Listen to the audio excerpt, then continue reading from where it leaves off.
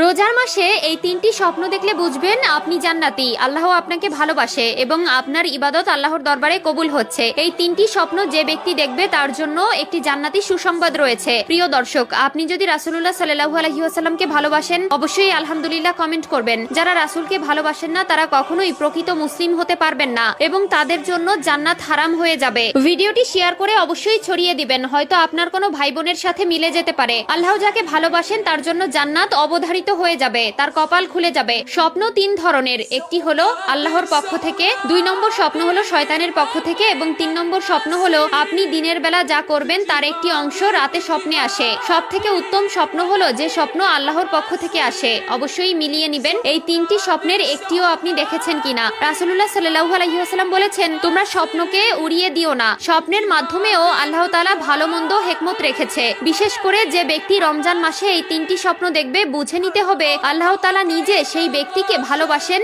এবং তার জন্য জান্নাতের সুসংবাদ রেখেছেন। হয়তো আপনার কপাল খুলে যেতে পারে কঠিন ওই পরকালের ভয়াবহতা থেকে। 1 নম্বরে, আপনি যদি স্বপ্নে দেখেন আপনি কোরআন তেলাওয়াত করছেন, বুঝে নিবেন সেই স্বপ্ন আল্লাহর পক্ষ থেকে এসেছে। পবিত্র কোরআন ও রমজানের রোজা আল্লাহর দরবারে আপনার পক্ষ হয়ে কথা বলবে। এই স্বপ্ন দেখলে বুঝে নিবেন আল্লাহ তাআলা আপনার উপর প্রচন্ড পরিমাণে খুশি, যার ফলেই আপনি কোরআন স্বপ্ন দেখেছেন। 2 নম্বর স্বপ্নটি একটু বেশি গুরুত্বপূর্ণ। স্বপ্নে যদি দেখেন আপনি গোসল করছেন তাহলে বুঝে নিবেন আল্লাহ তাআলা আপনার উপর খুশি আছেন।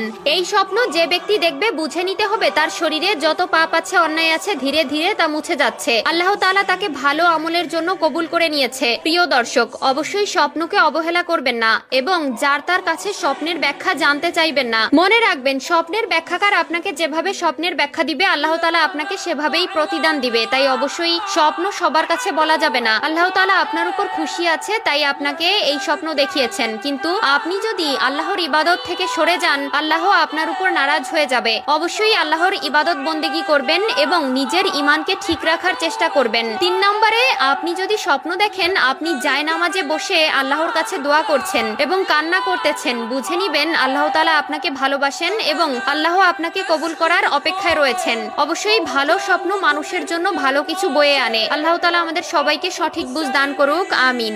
বরকতময় মাস রমজান সম্পর্কে কোরআন সুন্নাহয় যেসব ফজিলত ও মর্যাদার উপকারিতার বর্ণনা রয়েছে, রমজান শুরু হওয়ার আগেই সেসব সম্পর্কে জেনে নেওয়া, সেসব উপকার পেতে কোরআন সুন্নাহর দিক নির্দেশনাগুলো মেনে চলার প্রস্তুতি নেওয়া, রমজান মাসে পরিপূর্ণ সওয়াব ও ক্ষমা পেতে মানসিকভাবে প্রস্তুতি গ্রহণ করা। জীবনভর যত গুনাহ করেছি এই রমজান মাসে সেসব গুনাহ বা অন্যায় থেকে পরিপূর্ণ ক্ষমা পেতে হবে, সবচেয়ে বেশি সওয়াব পেতে হবে। রমজান শুরু হওয়ার আগে এই প্রতিজ্ঞা গ্রহণ করা জরুরি। রমজানের আগের মাস শাবান মাস। প্রিয় নবী সাল্লাল্লাহু আলাইহি ওয়াসাল্লাম বেশি বেশি নফল রোজা রাখতেন এই মাসে। রমজানের প্রস্তুতি গ্রহণ করতেন। কাজা রোজা আদায় করার মাধ্যমে সুন্নতের অনুসরণও হয়ে যাবে।